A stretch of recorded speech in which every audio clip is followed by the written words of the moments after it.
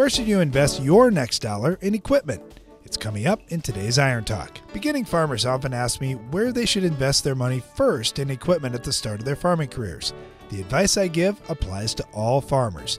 Look at your return on investment. Let's assume for today's discussion, we're talking about a corn farmer. The equipment he feels he needs includes a tractor, a planter, a sprayer, a combine, a truck, and a strip till rig. Where should he invest in newer and better equipment? First of all, the truck for hauling your grain is not something where you need fancy equipment, at least not to begin with.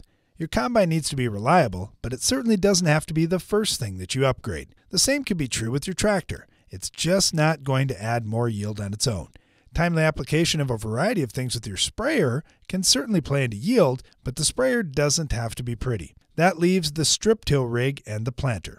With strip till, there are a variety of ways you can get set up. Yes, there are systems that are better than others, and this would be one thing I'd consider spending money on first as you're creating your seed bed for next year and potentially placing fertilizer at a deeper depth than you could with almost any other tool. Add to that the residue management factor, and the strip till rig is the second place I'd invest in upgraded equipment on this example farm. Number one for me will likely always be the planter. If you don't get the seed placed right, you just don't get an even stand, and you're always giving up yield. I'd spend time and focus on all the mechanisms that put the seed into the ground at the proper depth and spacing first.